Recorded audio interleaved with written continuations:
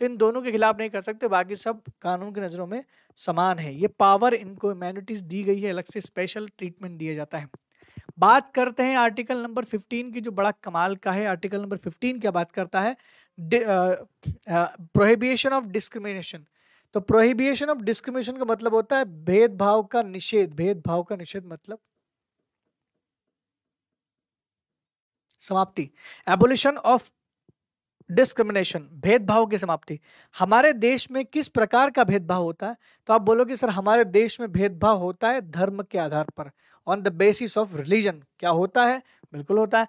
क्या हमारे देश में कलर के आधार पर या जाति के आधार पर भेदभाव नहीं होता है? तो बिल्कुल कास्ट के आधार पर होता है। हमारे देश में रंग के आधार पर काले और गोरे में भी भेदभाव होता है, रंग के आधार पर, लिंग के आधार पर भी होता है, सेक्स के बेस पर भी होता है, on the basis of sex, that is male and female में जो डिफरेंस होता है। और place of birth, place of birth मतलब जन्म स्थान के आधार पर भी देश में भेदभाव होता है, और जाति के आधार पर भी। आपको 5 चीजें याद रखना है, 5 चीजें याद रखना है। क्या याद रखना है? धर्म, धर्म के आधार पर भेदभाव नहीं कर सकते आप। जाति पाति के आधार पर भेदभाव नहीं कर सकते। किसी के साथ काले गोरे होने की वजह से भेदभाव नहीं कर सकते। स्त्री या पुरुष में भेदभाव नहीं कर सकते। कोई कहीं भी पैदा हुआ तो उसके साथ भेदभाव नहीं कर सकते। ठीक है? मान लो कोई छत्तीसगढ़ के दंतेवाड़ा में पैदा हो गया, ये थोड़ी बोल सकते कि भाई नक्सलवादी है। वहां पर नक्सलवादी घटनाएं होती है माना, लेकिन वहां से आने वाला हर शख्स वो थोड़ी हो सकता है। तो धर्म, जाति, रंग, लिंग और जन्मस्थान के आधार पर किसी व्यक्ति के साथ भेदभाव नहीं कर रहे हो तो वो क्या है? भेदभाव की समाप्ति, और भेदभाव की समाप्ति ही समानता कहलाता है। आर्टिकल नंबर 15 का क्लाउज नंबर 1 यही बात करता है। ठीक है? तो आप किस तरह का भेदभाव नहीं कर, कहाँ भेदभाव, भेदभाव नहीं करना, लेकिन कहाँ करते हैं हम भेदभाव? हम भेदभाव करते हैं सार्वजनिक स्थानों पर, पब्लिक प्लेसेस पर। Prohibit discrimination at the public places, जैसे दुकानों पर, पब्लिक होटल्स पर, रेस्टोरेंट पर, कोई वेल हो, टैंक हो, बाथिंग घाट हो, जितने भी नहाने की जगह हो, किसी को कुएं से पानी नहीं भरने दे रहे, किसी को घाटों पे नहाने नहीं दे रहे, किसी को मंदिरों में प्रवेश नहीं करने दे रहे, ये सब क्या है? ये सब डिस्क्रिमिनेशन है, भेदभाव है। क्या किसी भोजनालय पे ये लिख सकता है भोजनालय वाला कि ये भोजनालय केवल इसी कम्युनिटी के लिए? आप किसी भी विशेष कम्युनिटी के लिए रेस्टोरेंट नहीं खोल सकते। दीज आर पब्लिक प्लेसेस, और ये सबके लिए ओपन होते हैं, इसी वजह से आप ये नहीं कर सकते। क्या किसी मॉल में ये लिखा होता है कि these mall only for rich people या these mall only for this communities? क्या किसी विशेष धर्म जाति के समुदाय के नाम पर आप मॉल खोल सकते हैं? क्या नहीं खोल सकते। खोलोगे तो दूसरे दिन बंद हो जाएगा, because it is a discrimination. तो हर व्यक्ति उस जगह पर जा सकता है, विजिट कर सकता है, ये पावर देता है आर्टिकल नंबर 15। आर्टिकल नंबर 15 में, आर्टिकल नंबर 15 का क्लाउज नंबर 4 पढ़ेंगे, बड़ा इंपॉर्टेंट है ये। आर्टिकल नंबर 15 का क्लाउज नंबर 4 क्या बोलता है? ये पहली बात तो 1951 में जोड़ा गया था और पहला संविधान संशोधन था, ध्यान रखना, first constitutional amendment act 1951। Article number 15 4 ही सबसे इंपॉर्टेंट है, इसको पढ़ना है। इसमें क्या बोला गया? SC, ST, OBC इनके लिए एजुकेशन में, इनके लिए एजुकेशन में क्या दिया जाएगा? रिजर्वेशन दिया जाएगा। Reservation provided for these communities SC, ST और OBC। लेकिन SC, ST और OBC लिखा नहीं है वहां पर। क्या लिखा है? कि यहाँ पर लिखा हुआ है केवल कि वो लोग जो एजुकेशनली और सोशली बैकवर्ड क्लासेस है उनके लिए स्पेशल प्रोटेक्शन देगी सरकार। State shell provide special attention, special provision for the depressed class, for the socially and educationally backward class. इसी वजह से जो भी कॉलेजेस, स्कूलों कॉलेजेस में एग्जाम देने के लिए आप फॉर्म भरते हैं, एग्जाम देने के कोर्स करने के लिए हम लोग कॉम्पिटिटिव एग्जाम देते हैं, तो उसमें भी क्या होता है? स्कूलों में भर्ती के लिए, कॉलेजों में भर्ती के लिए जो आपको अलग से राइट्स दिए जाते हैं, जिसको हम बोलते हैं आरक्षण, ये आरक्षण यहाँ पर है। लेकिन आप नौकरी वाला आरक्षण समझ रहे हो तो आप गलत हो। ये आर्टिकल 15 नौकरियों में आरक्षण की बात नहीं करता है, ये बात करता है एजुकेशनल इंस्टीट्यूशन में प्रवेश को लेकर आरक्षण की बात करता है। यही तो इसमें लिखा हुआ है। ये 15 आर्टिकल में तो लिखा था कि अब एम्स जैसे कॉलेजेस भी आपका रिजर्वेशन यहाँ पर भी काम करेगा। पहले उसमें नहीं था, लेकिन उसमें भी हो गया है, सब जगह रिजर्वेशन चलता है। और एक और चीज अभी हाल ही में जोड़ी गई है, जिसको मैं बता देता हूँ आपको। 103 कॉन्स्टिट्यूशनल अमेंडमेंट एक्ट 103वां संविधान संशोधन। और आपने नाम जरूर सुना होगा ईडब्ल्यूएस का, है ना, ईडब्ल्यूएस का नाम सुना। ईडब्ल्यूएस को भी मैं अलग से बता देता हूँ, याद रहेगा आपको, यहाँ याद हो जाएगा आपको। देखिए अगर हम लोग बात करें किसकी, ईडब्ल्यूएस की, मतलब इकोनॉमिकली वीकर सेक्शन, मतलब इसको बोल सकते हैं हम लोग आर्थिक रूप से कमजोर वर्ग, आर्थिक कमजोर वर्ग। ये कौन में आते हैं, ये सवर्ण में आते हैं। सवर्ण का मतलब क्या होता है, that is general category. General category में जो लोग जिनकी आय, जिनकी एनुअल आय जो है, एनुअल आय जो है वो 8 लाख से कम है, कम है, ठीक है। जिनका घर जो है, हाउस जो है 1000 स्क्वायर फीट से कम है, क्या है, 1000 स्क्वायर फीट से कम है।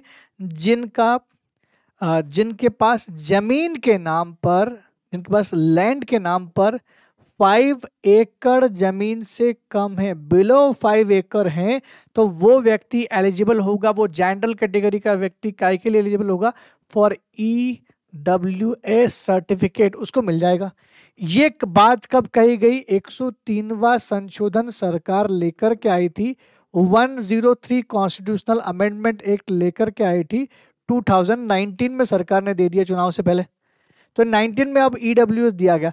आर्टिकल कौन सा, 2 आर्टिकल जोड़े गए, एक तो आर्टिकल 15 का क्लाउज नंबर 5 जोड़ा गया, सॉरी 6 जोड़ा गया, आर्टिकल नंबर 15 का क्लाउज नंबर 6 जोड़ा गया, आर्टिकल नंबर 16 का क्लाउज नंबर 6 जोड़ा गया, ये ध्यान रखना। आर्टिकल 15 6, आर्टिकल 16 6, 6 6 कर दिया बस। ये दोनों 6 6 जो है ये बात करते हैं ईडब्ल्यूएस के रिजर्वेशन की। तो भारत में 2019 के बाद से ही ईडब्ल्यूएस का रिजर्वेशन भी है। अगर आप इस दायरे में आते हैं, अगर आपके पिताजी की एनुअल इनकम 8 लाख से बिलो है, कम है, यदि आपके पिताजी के नाम पे जो घर है आपका, उसका एरिया 1000 स्क्वायर फीट से कम है, यदि आपके पिताजी के नाम पर 5 एकड़ से कम जमीन है, तो आप इसके लिए एलिजिबल होंगे। मैं बार बार पिताजी ही बोल रहा हूँ, आपके नाम नहीं, आपके पिताजी के नाम पर चाहिए, तभी आप क्या कहलाओगे, आप आर्थिक रूप से कमजोर कहलाओगे। You are consider economically weaker section. Easily बना सकते हैं, बहुत आसान है। और जाइएगा तहसीलदार इसको बना देगा, तहसीलदार साहब को बोलिएगा, ये तीनों पॉइंट वैसे पता है उनको, तुरंत बना देंगे वो, जाइएगा और बन जाएगा। तो ये सिस्टम जो है आर्टिकल नंबर 15 के क्लाउज नंबर 6 में, 16 के क्लाउज नंबर 6 में है। आइए बात करते हैं हमारे आर्टिकल नंबर 16 की, रोजगार में अवसर की समानता, equality of opportunity in public employment. रोजगार में अवसर की समानता का मतलब ये होता है कि अगर आपको रोजगार दिया जा रहा है तो उस रोजगार में आपको अवसर बराबर दिया जाएगा। मतलब ये कि किसी भी व्यक्ति को धर्म के नाम पे, जाति के नाम पे, लिंग के नाम पे, जन्म स्थान के नाम पे, कलर के नाम पे, वंश के नाम पे ये नहीं बोल सकते कि आप फॉर्म नहीं भर सकते। क्या कोई गवर्नमेंट वैकेंसी का फॉर्म में लिखा होता है कि केवल इस जाति के लिए, केवल इस धर्म के लिए? क्या धर्म के नाम पर डिस्क्रिमिनेशन होता है? नहीं होगा। किसी भी व्यक्ति को no discrimination in public employment, no discrimination in public employment on the ground of religion, race, caste, sex, descent, place of birth and residence. किसी के आधार पर, धर्म के नाम पर, नस्ल के नाम पर, जाति के नाम पर, लिंग के नाम पर, वंश के नाम पर, निवास के नाम पर, 6 जो नाम यहाँ पर दिए गए हैं, इन सभी नाम पर आप कोई भी सरकार किसी के साथ भेदभाव नहीं करेगी। आर्टिकल 16 में क्लाउज नंबर 1 2 इसी की बात करता है, लेकिन यहाँ पर भी आर्टिकल 16 का क्लाउज नंबर 4 पढ़ना पड़ेगा, जो बात करता है SC ST और OBC को नौकरियों में, जॉब में क्या दिया जाता है, रिजर्वेशन दिया जाता है। Because these 3 communities are socially and economical, educationally, socially and educationally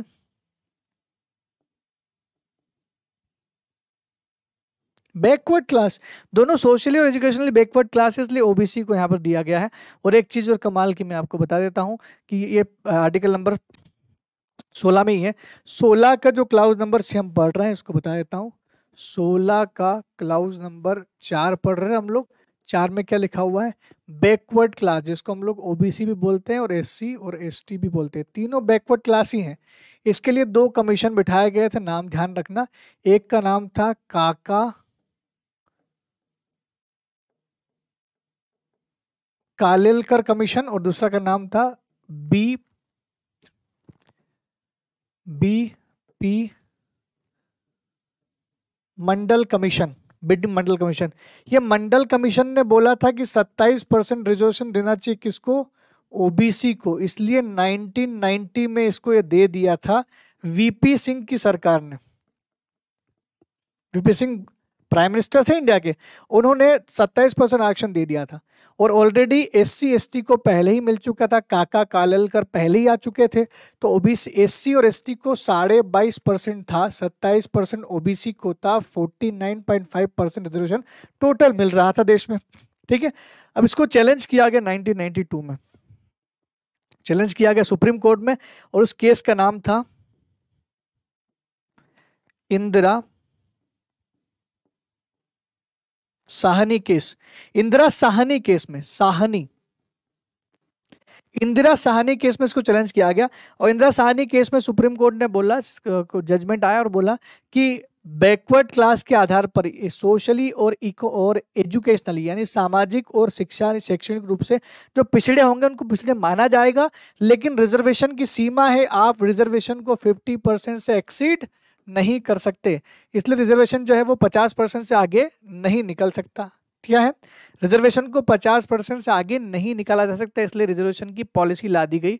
और एक ये भी बोला गया कि भाई साहब, आप ओबीसी को तो दे रहे हो ना 27% आरक्षण, लेकिन ओबीसी में आप 2 ब्रांच बनाओ, एक बनाओ क्रिमिलेयर, एक बनाओ नॉन क्रिमिलेयर। जिन ओबीसी वालों की एनुअल जिनकी पिताजी की एनुअल आमदनी वार्षिक आमदनी 8 लाख से ऊपर है, वो लोग क्रीमी लेयर कहलाएंगे, क्रीमी लेयर आरक्षण नहीं मिलेगा।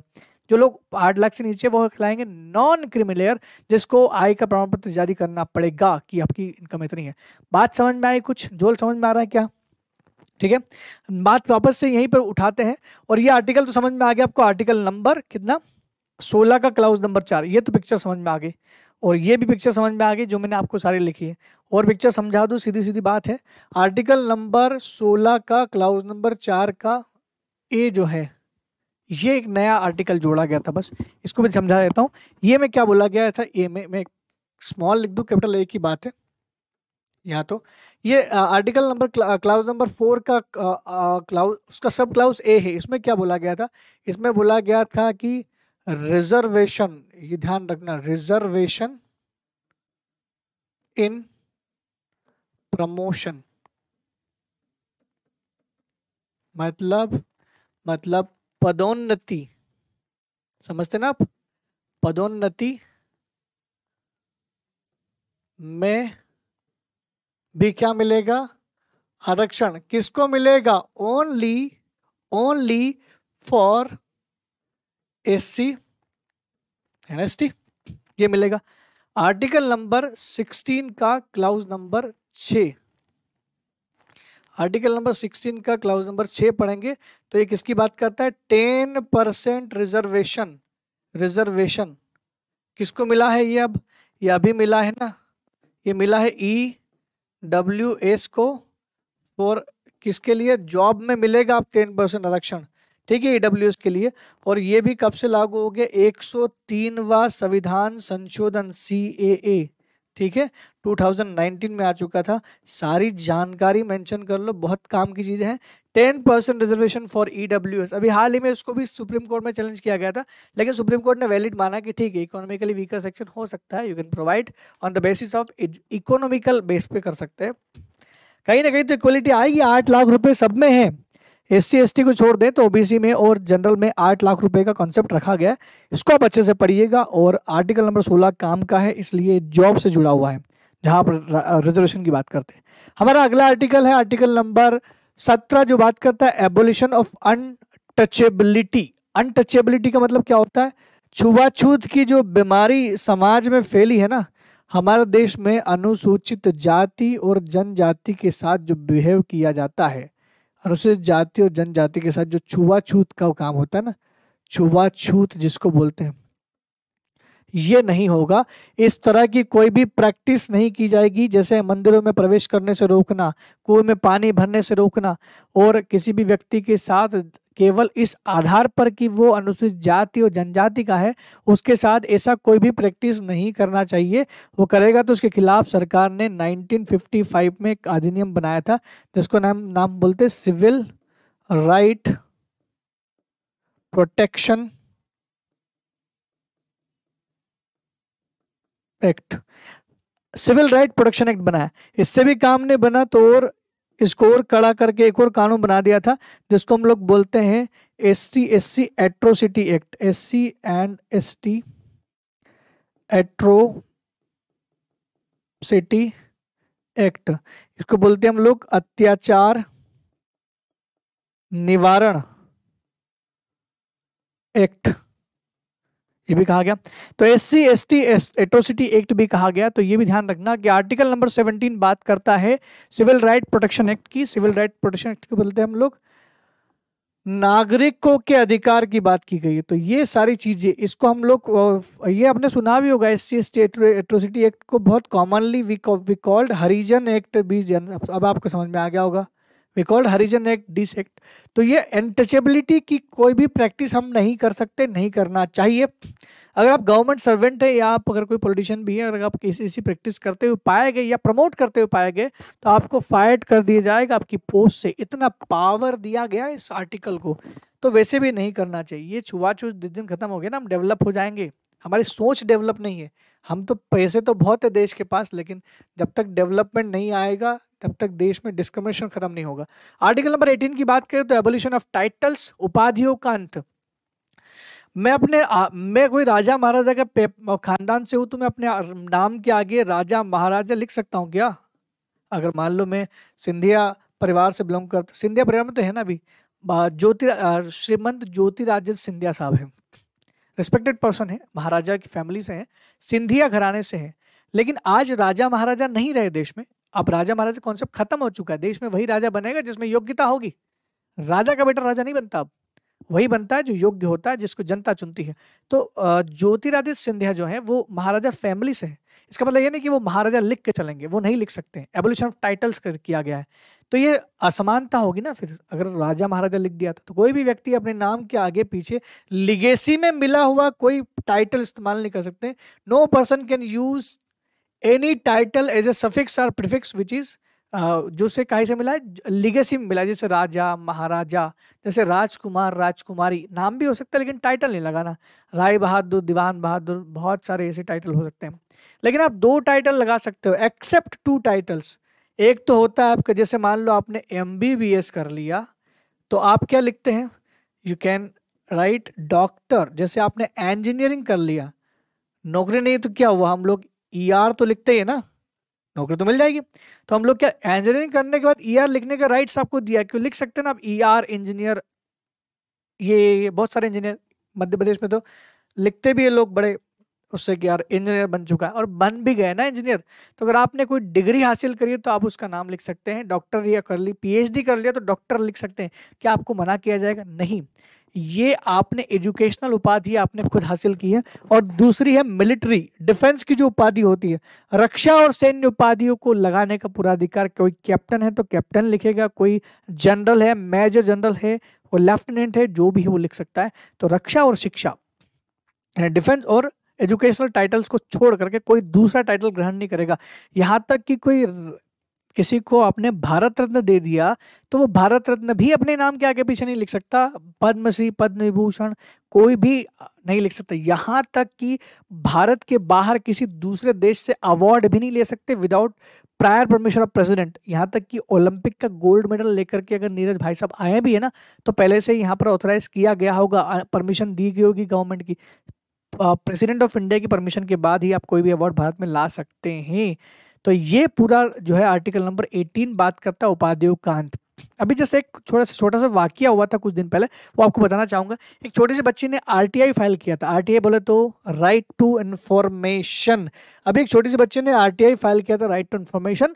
और इसी RTI की वजह से क्या हुआ कि उसने RTI फाइल करके ये पूछा था कि who is the father of nation. उन्होंने क्या बोला था कि भारत का राष्ट्रपिता कौन है। तो उनने पूछा था कि who is the father of nation. तो हमारे भारतीय जो गवर्नमेंट विभाग है उनने बड़ा शालीनता के साथ, बहुत नम्रता के साथ लिखकर भेजा कि वैसे तो भारत का कोई किसी को भी राष्ट्रपिता नहीं कहा जा सकता, फादर ऑफ नेशन नहीं कहा जा सकता। क्यों? क्योंकि ये आर्टिकल 18 के उपाधियों का अंत यानी एबोलिशन ऑफ टाइटल के अंतर्गत आता है और ये इसका उल्लंघन माना जाएगा। लेकिन फिर भी महात्मा गांधी के योगदान को हम भूल नहीं सकते, इसलिए आप चाहे तो महात्मा गांधी को फादर ऑफ नेशन कह सकते हैं, लेकिन ये टाइटल किसी को नहीं दिया गया है। बात समझ में आई? आर्टिकल 18 समानता की बात करता है। ठीक है दोस्तों, अब आगे बढ़ेंगे हम लोग हमारे दूसरे वर्गीकरण की तरफ, जिसका नाम है स्वतंत्रता के अधिकार। समानता में हमने 14, 15, 16, 17, 18 सब कुछ पढ़ लिया। अब आइए आगे बढ़ते हैं, हमारा स्वतंत्रता का अधिकार, राइट टू फ्रीडम, आर्टिकल 19, 20, 21 और 22 पढ़ते हैं। अब हमारे स्वतंत्रता के अधिकार की यानी राइट टू फ्रीडम के बारे में। राइट टू फ्रीडम की जो शुरुआत होती है वो शुरुआत होती है आर्टिकल नंबर 19 से। तो ये जो स्वतंत्रता के अधिकार है इसको पहले मैं क्लियर कर दूं। राइट टू फ्रीडम जो है ये कौन से आर्टिकल में, तो हमको पढ़ना पड़ेगा आर्टिकल 19, आर्टिकल 20, आर्टिकल 21 और आर्टिकल 22। यानी आर्टिकल 19, 20, 21, 22 जो मैंने आर्टिकल आपके सामने लिखे हैं, इन चारों आर्टिकल के अंतर्गत हम लोग बात करने वाले हैं आज स्वतंत्रता के अधिकार के बारे में। क्या होता है स्वतंत्रता? अगर आम भाषा में मैं आपसे पूछूं कि what do you understand by liberty या what do you understand by freedom, तो स्वतंत्रता का वास्तविक मतलब होता है जिस काम को करने के लिए हमें कोई रोक टोक ना हो, बिना रोक टोक के काम करने की आज़ादी को ही हम लोग क्या बोलते हैं? स्वतंत्रता का अधिकार। और इस देश में हमें कुछ स्वतंत्रता के अधिकार दिए गए हैं जिनके बारे में अनुच्छेद नंबर 19 से 22 तक में उल्लेखित है, दिया गया है। आइए आर्टिकल नंबर 19 को पढ़ने का प्रयास करते हैं। आर्टिकल नंबर 19 यानी अनुच्छेद नंबर 19 बोलता है right to freedom of individual liberty, व्यक्तिगत स्वतंत्रता के अधिकार। यानी ये जो आर्टिकल बात करता है ये कौन से फ्रीडम की बात करता है? किसी व्यक्ति के व्यक्तिगत फ्रीडम की बात करता है। कौन से फ्रीडम की बात करता है? ये इंडिविजुअल फ्रीडम की बात करता है कि एक व्यक्ति को पर्टिकुलरली क्या क्या अधिकार मिलते हैं। जैसे मैं ही हूं तो मुझे क्या अधिकार मिलते हैं? आर्टिकल 19 व्यक्तिगत स्वतंत्रता की बात करता है। और इसी आर्टिकल 19 को हम लोग कुछ इस तरीके से पढ़ेंगे। जब हम लोग इसके आर्टिकल पढ़ेंगे तो आपको समझ में आएगा कि आपको आर्टिकल नंबर 19 का 1 पढ़ना है और उसमें भी आपको स्मॉल लेटर में A, B, C, D इस तरह के आर्टिकल यहाँ पर दिए गए। तो ये कुल 6 अधिकार देता है। वैसे ओवरऑल मौलिक अधिकार में हमारे पास 6 मौलिक अधिकार है, लेकिन अकेला आर्टिकल 19 भी हमें 6 प्रकार के मौलिक अधिकार देता है। तो आर्टिकल 19 में एक व्यक्ति को भी 6 मिले हैं और टोटल आर्टिकल्स में भी आपको फंडामेंटल राइट्स में भी आपको 6 मौलिक अधिकार मिले हैं। पहले इसमें भी 7 थे लेकिन अभी 6 हैं। आइए समझते हैं उनको ABCD के आधार पर। तो पहला है आर्टिकल 19(1)(a), 19(1)(a। ये इसको क ख ग घ में समझेगा तो कोई दिक्कत नहीं है, लेकिन जहां तक याद करने की बात है तो इसको ABCD से याद रखो, इसलिए हमने यहाँ पर A, B, C, D, E और ये F, G में आएगा जो। ठीक है, तो जैसा भी आप इसको ऐसे याद रखो तो ज्यादा बेटर रहेगा, इस वजह से मैंने यहाँ पर भी ये नाम रख दिए है। ठीक, आगे समझते हैं। पहला बात करता है आर्टिकल नंबर 19(1)(a) की बात करता है। ये क्या बात करता है? वाक एवं अभिव्यक्ति की आजादी, right to freedom and expression, right to freedom of speech and expression. Freedom of speech का मतलब क्या होता है? आपको बोलने का पूरा अधिकार है। क्या कोई भारत में आपको बोलने से भला रोक सकता है? Nobody can stop you to express your views। आप अपने विचारों को बाहर ला करके दूसरों को बताने के लिए कोई पाबंदी आपके ऊपर नहीं लगाएगा। तो कोई भी आप अपने विचारों को किसी के साथ भी बांट सकते हैं और किसी के साथ भी शेयर किया जा सकता है। और अभिव्यक्ति एक्सप्रेशन का मतलब होता है आप अपने विचारों को या तो बोल के बता सकते हैं या पेपर के माध्यम से, समाचार पत्रों के माध्यम से, सोशल मीडिया के माध्यम से पब्लिकली एक्सप्रेस भी कर सकते हैं, क्योंकि ये आपकी व्यक्तिगत व्यू है और आपके व्यक्तिगत व्यू पे ऐसा नहीं। लेकिन व्यू का भी एक लिमिटेशन है। ऐसा नहीं है कि आपकी बोलने की आज़ादी एक्सट्रीम लेवल पर है, आप किसी को भी कुछ भी बोल रहे हो। देश के विरोधी नारे नहीं लगा सकते आप, और नहीं देश के तोड़ने की बात कर सकते हो। देश के जो रेस्पेक्टेड जो लोग हैं, जैसे like prime minister, president and supreme court, high court जजेस एंड ऑल, इनमें से किसी की भी आप डिसरिस्पेक्ट नहीं कर सकते। किसी को गाली देना या इस प्रकार की चीज़ें बिल्कुल भी यहाँ पर जो है टॉलरेट नहीं की जाएगी, क्योंकि right to speech and expression की लिमिटेशन होती है। तो सबसे पहली बात तो मैं आपको इस आर्टिकल को पढ़ने से पहले ही बता दूं कि आर्टिकल 19 में उल्लेखित जितने भी राइट्स हैं ये सब एब्सोल्यूट राइट नहीं है। These are not absolute right, ये आत्यंतिक अधिकार नहीं है. It can be restricted by the state. तो state can impose reasonable restriction on the fundamental rights under article 19. तो आर्टिकल 19 के अंदर जितने भी अधिकार है उसे लिमिटेड किया जा सकता है. बट हम लोग फिलहाल क्या बात करें, आर्टिकल 19 के 1 के ए की बात करें, जो बात करता है right to speech and expression. इसी में प्रेस की आज़ादी भी आती है. जो मीडिया होती है ना हमारी प्रेस, ये क्वेश्चन पूछा गया है कि right to freedom of press किस में आता है, तो प्रेस की आज़ादी का जो अधिकार है right to freedom of speech and expression के अंतर्गत ही आएगा. हालिया समय में कुछ समय पहले की बात है, और ये बहुत पुराना मुद्दा भी नहीं बता रहा हूँ मैं, नया ही मुद्दा बता रहा हूँ. केरला में किसी वजह से सरकार ने इंटरनेट स्लो डाउन किया था. तो इंटरनेट को लेकर के केरला हाई कोर्ट में एक याचिका फाइल की गई थी कि right to internet is our fundamental rights, क्योंकि इंटरनेट की वजह से हम हमारे थॉट्स को एक्सप्रेस कर पाते. ये हमारे तो अपने राइट टू फ्रीडम ही छीन लिया, आपने right to freedom of speech छीन लिया. तो ऐसे में Kerala high court then supreme court इन्होंने डिक्लेयर किया था कि right to internet is a fundamental right without any solid cause. कोई सॉलिड कॉज आपके पास नहीं है, कोई युक्त कारण नहीं है कोई, अगर आपके पास और रीजनेबल रीजन नहीं है तो फिर आप उसको नहीं बंद कर सकते. क्योंकि कई बार आपने देखा होगा कि इंटरनेट जैमर लगा दिए गए, which is not very useful. Good हो सकता है कि भाई आपके पास आजकल वैसे भी लोग अपने पास पैसा रखते नहीं है. इन केस हम लोग अगर कहीं पर जा रहे हैं, आपके पास ई वॉलेट रखा हुआ है, you can pay the money why your mobile wallet, और आपके पास कोई मनी नहीं है, देन इन केस अगर आपको ज़रूरत पड़ रही है तो एकदम से उस एरिया में इंटरनेट स्लो डाउन कर दिया, तो फिर ये तो आप नहीं खरीद पाओगे. हो सकता है इसकी वजह से आपका राइट टू लाइफ जो है वो डिस्टर्ब हो जाए. तो इंटरनेट का जो अधिकार है ये तो मिलना चाहिए, और इंटरनेट बहुत ज़रूरी होना चाहिए. आइए बात करते हैं आर्टिकल 19(1)(b) के बारे में. अच्छा, पहले वाले आर्टिकल में प्रेस की आज़ादी का अधिकार भी दिया गया, right to freedom of press दिया गया है.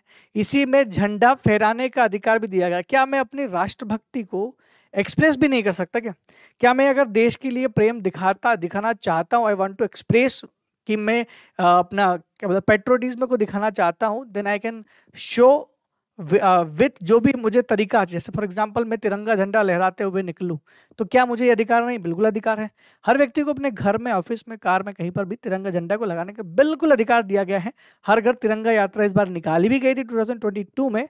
तो ये कहा जा सकता है कि right to hosting flag is the fundamental rights, article number 19(1)(a) बोल सकते हैं.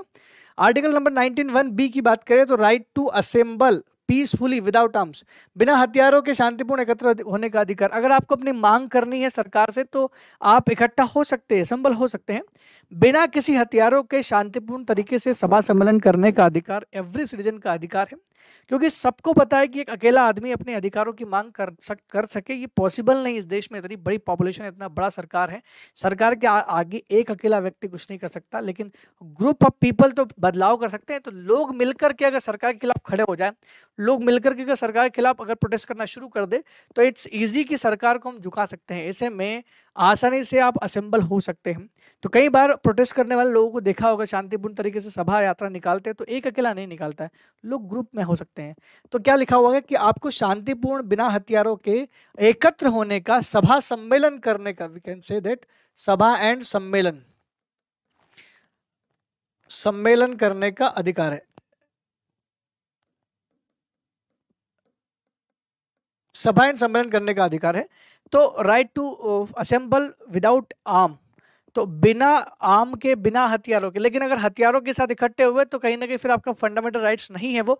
देन पुलिस की गाड़ी आएगी और वहाँ पर उनकी जो भी दस्ता आपको वहाँ से हटाने वाला होगा वो आपको, या रैपिड एक्शन फोर्स आएगी, RAF आएगी और तुरंत आपको यहाँ से भगा देगी. क्यों? क्योंकि यू ब्रेक द रूल्स, आपने रूल तोड़ दिया. क्योंकि रूल ये था कि आपको शांतिपूर्ण तरीके से करना चाहिए था, है ना.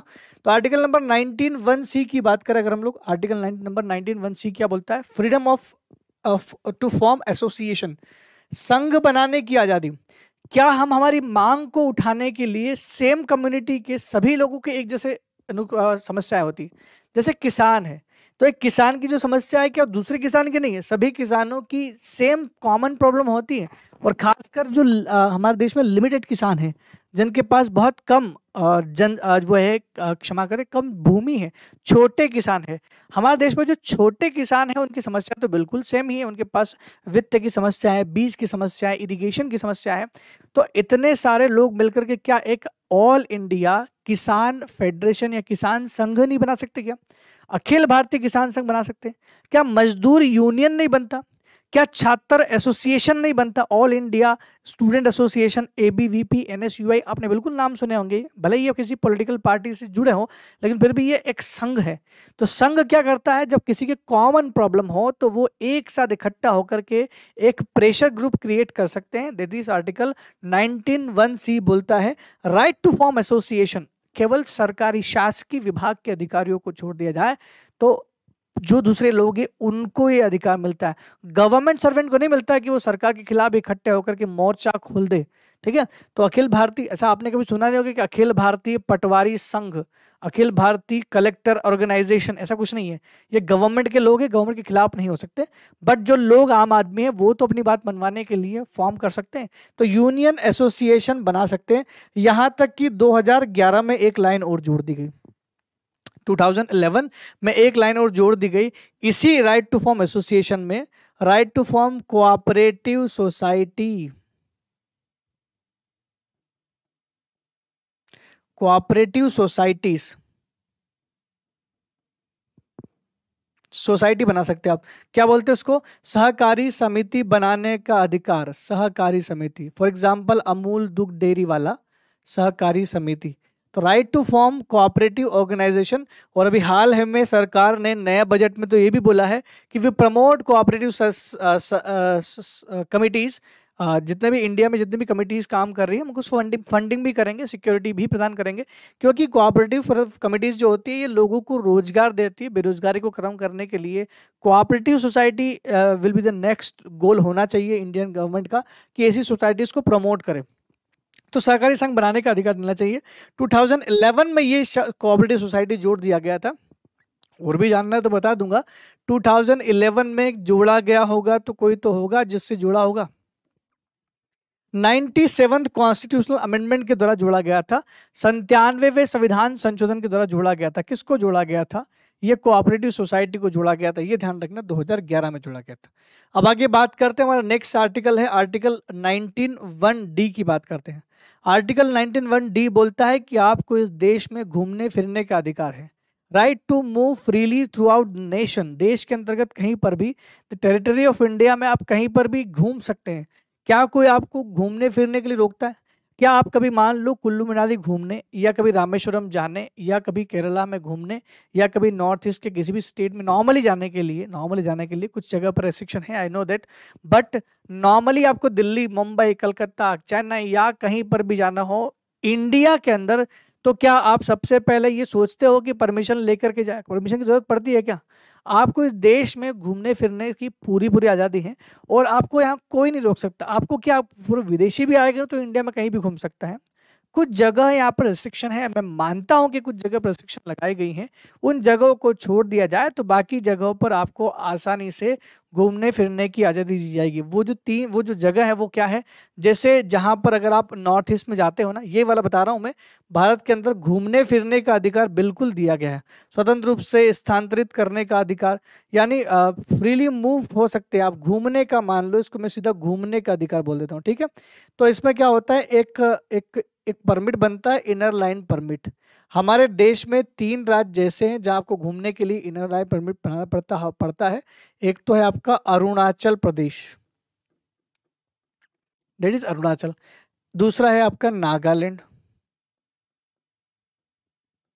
तीसरा है आपका मिजोरम।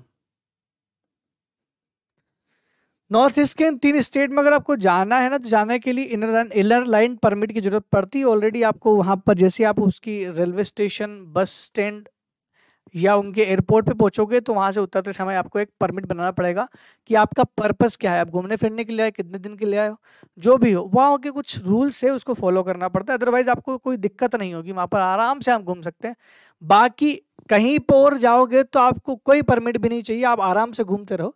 लेकिन हाँ, अभी जम्मू कश्मीर में के कुछ इलाके फिर भी प्रतिबंधित, जैसे आप कश्मीर घाटी वगैरह जो इलाके, वैसे ही टेररिस्ट ऑर्गेनाइजेशन जहाँ पर एक्टिविटीज दिखाती हैं, लाइक नक्सलाइट जहाँ पर है, इंसर्जेंसीज जहाँ पर हो रही हैं, वहाँ तो आप खुद भी नहीं जाएंगे। कौन जान जोखिम में डालकर केवल ये देखने के लिए कि क्या आर्टिकल 19 काम करता है कि नहीं करता है, केवल इस चीज को चेक करने के लिए तो हम नहीं जाएंगे कि चलो कश्मीर घूम के आते, देखते कि आर्टिकल 19(1) कितना काम करता है। बिल्कुल इसी को काम करवाने के लिए तो हमारी आर्मी हमेशा ही वहां पर रहती है। आर्टिकल 19(1) की बात करते हैं, तो आर्टिकल 19(1) बात करता है right to settle throughout the Indian territory. भारत के किसी भी क्षेत्र में बसने का अधिकार है, बसने का, या यूं कहो निवास करने की आजादी है। क्या आप किसी भी राज्य में, किसी भी क्षेत्र में घर लेकर के परमानेंटली सेटल नहीं हो सकते? You have right to settle any states of India. आप, बहुत सारे ऐसे लोग हैं जो दूसरे स्टेट्स के, साउथ इंडियन लोग नॉर्थ इंडिया में आकर के बस जाते हैं, जॉब करते हैं, सेंट्रल ऑर्गेनाइजेशन में जॉब करते हैं, इसलिए वो यहीं बस जाते हैं। यहाँ के लोग साउथ में जाके बस जाते हैं, बहुत सारे लोगों को अच्छी अच्छी जगह मिल जाती है तो वो वहाँ बस जाते हैं। इंडिया में आपको कहीं पर भी रेसिडेंट करना है, आप रुक सकते हैं, रह सकते हैं। इवन परमानेंटली बसना चाहे ना तो वो सेटल भी हो सकते हैं। ये सारे अधिकार आर्टिकल 19(1) में दिए गए हैं। आर्टिकल 19, अब देखो जम्मू कश्मीर का यहाँ पर मुद्दा सामने आता है। आर्टिकल 19(1) जम्मू कश्मीर में उस समय तक लागू नहीं था जब तक ये 370 हटी नहीं थी। पहले क्या था, जम्मू कश्मीर में आप कुछ दिन के लिए एज ए टूरिस्ट जा सकते थे, लेकिन you can not settle there, आप वहाँ पर सेटल ही नहीं हो सकते थे। क्यों नहीं हो सकते थे? क्योंकि वहाँ पर राइट टू प्रॉपर्टी जो था उनका फंडामेंटल राइट था। तो राइट टू प्रॉपर्टी को वहाँ अब हटा दिया गया, चूंकि राइट टू प्रॉपर्टी किसी का है नहीं अब तो वो सबका लीगल राइट ही हो चुका है। देन ये रखा गया कि जम्मू कश्मीर में कोई भी बाहरी का मतलब इंडिया का कोई भी किसी भी स्टेट्स का क्यों ना हो, जम्मू कश्मीर में इजीली वो जमीन परचेज कर सकता है, घर बना सकता है, रह सकता है, कोई इशू नहीं है उसमें। सरकार उस बात की इजाजत आपको देती है। आर्टिकल 19(1) जो सबसे आखिरी वाला आर्टिकल, अब आप सोच रहे हो कि सर एफ कहाँ से मिसिंग है? आर्टिकल 19(1) एफ मिसिंग है, एफ मिसिंग है। तो मैंने आपको बताया था शुरुआत में